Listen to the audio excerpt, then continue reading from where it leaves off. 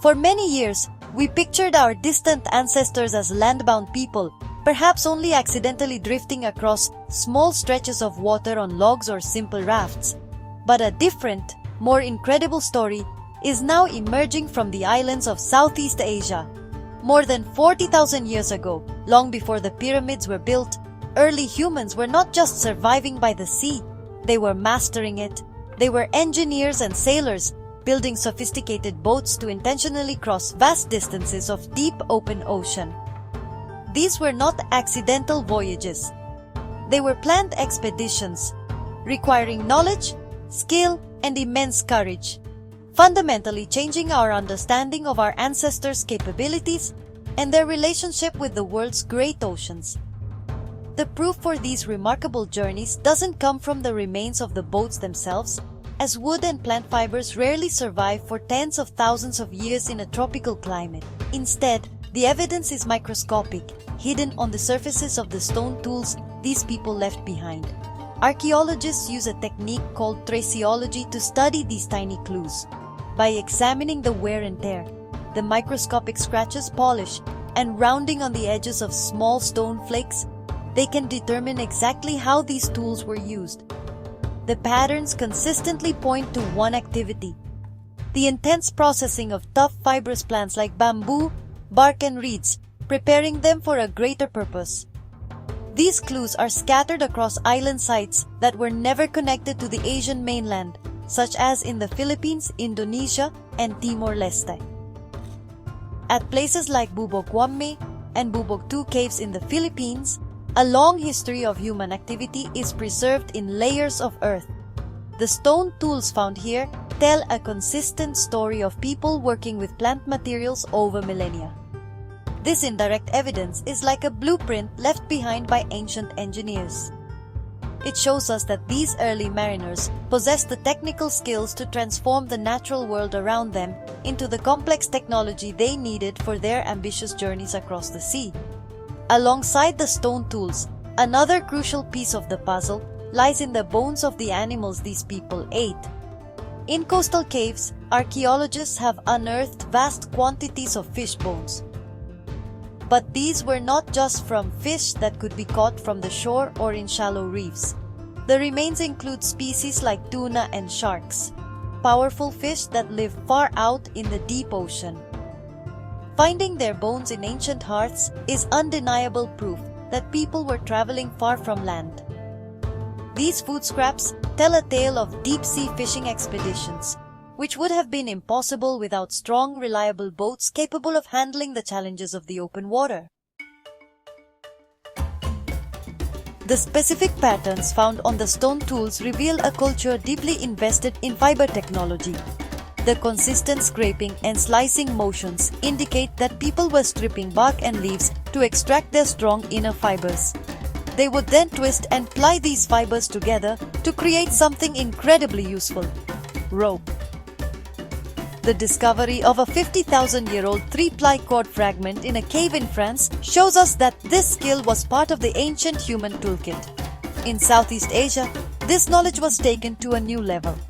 Cordage was the key that unlocked the ocean, providing the means to bind, lash, and construct the very first seafaring vessels.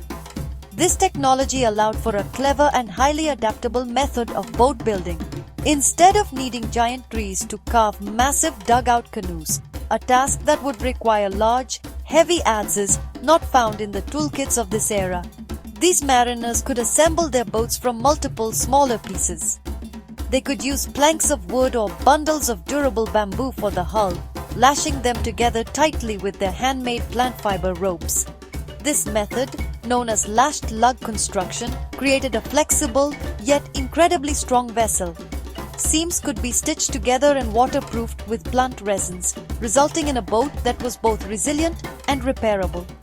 The design was ingenious because it didn't rely on rare or massive resources. Islanders could build and maintain their boats using the materials readily available to them. A key innovation was likely the outrigger, a float attached parallel to the main hull by wooden spars. This simple but brilliant addition would have provided crucial stability in the turbulent ocean currents of the Wallacea region. an area of islands between Asia and Australia. It transformed a simple canoe into a stable platform for fishing and long-distance travel, allowing small crews to venture farther and more safely than ever before. This was not primitive technology. It was perfectly adapted to its environment.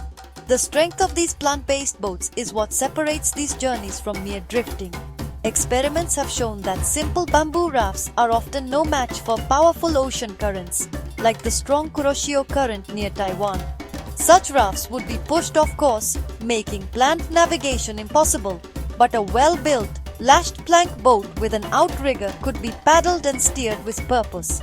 It allowed its crew to set a course and hold it, enabling them to intentionally target islands they may have seen from afar or knew existed from previous voyages. This control is the fundamental difference between being a passive passenger of the ocean and an active explorer. The most compelling evidence for these advanced boats comes from the Jerimalai cave in East Timor. Here, archaeologists made a stunning discovery: the bones of large, pelagic or open ocean fish dating back 42,000 years. The presence of tuna, a fast and powerful predator of the deep sea, tells us that the cave's inhabitants were not just fishing near the coast. They were venturing miles offshore into deep water, hunting prey that would be impossible to catch from land or a simple raft. This is clear evidence of a sophisticated maritime culture that was confident and capable on the open sea, possessing the right tools and vessels for the job. Furthermore, Jerimalai Cave also yielded another incredible find: the world's earliest known fish hooks, intricately crafted from seashells. These hooks, along with the fish bones, paint a vivid picture of the fishing techniques used by these ancient mariners. They were not just casting lines from the shore, they were practicing deep sea line fishing. This required strong lines, likely also made from plant fibers, durable hooks, and a stable boat from which to manage it all. Catching a large tuna from a small boat is a difficult and dangerous task even today. Doing so 40,000 years ago demonstrates a remarkable level of skill, knowledge, and bravery passed down through generations. This ability to fish in the deep ocean was more than just a way to get food. It was a driving force for technological innovation and exploration. The pursuit of large, energy-rich fish like tuna would have encouraged the development of stronger boats, better ropes, and more effective fishing strategies. It gave people a powerful reason to travel away from the safety of the coast and explore the vast marine landscape. This maritime lifestyle fostered a deep understanding of the ocean's rhythms, the seasons, the currents, and the behavior of marine life. Knowledge became as vital a tool as any stone flake or fish hook. These skills were essential for survival and for the expansion of human populations throughout the islands. With seaworthy boats, people could move between islands to find new resources, establish new communities, and maintain contact with one another. This created a network of shared knowledge across the sea, allowing innovations to spread. The ability to travel deliberately opened up a world of new possibilities, turning the ocean from a barrier into a highway. These ancient mariners were not just fishermen, they were pioneers, using their technology and environmental wisdom to explore and settle a vast and challenging island world. The story of these ancient mariners fundamentally reshapes our view of early human intelligence and creativity.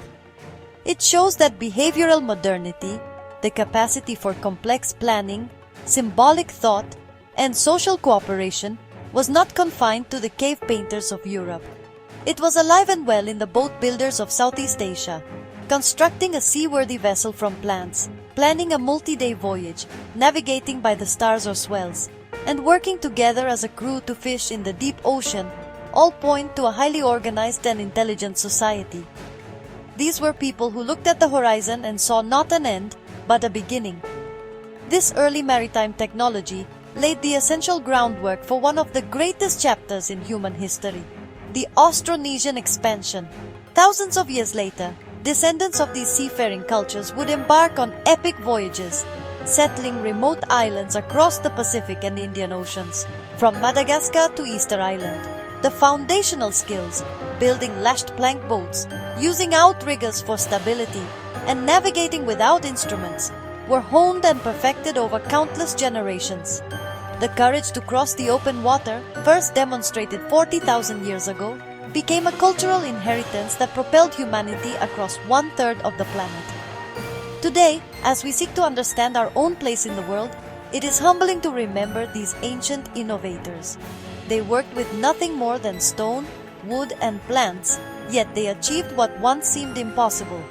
They demonstrated a profound connection to their environment, turning its challenges into opportunities through sheer ingenuity. Their legacy reminds us that for tens of thousands of years, humans have been explorers, problem solvers, and risk takers. The drive to see what lies beyond the next wave is a deep and ancient part of the human spirit, born in the hearts of these first ocean voyagers. Ultimately, the small stone flakes and ancient fish bones tell a grand story of human resilience and brilliance. They prove that our ancestors were not passive figures simply reacting to their environment. They were active agents of change, shaping their own destiny with their hands and their minds. The boats they wove from the forests around them were more than just tools for fishing and travel. They were symbols of human potential. These ancient mariners of Southeast Asia were the world's first great maritime explorers, and their journeys were the first ripples in a tide of discovery that would eventually touch every shore on Earth.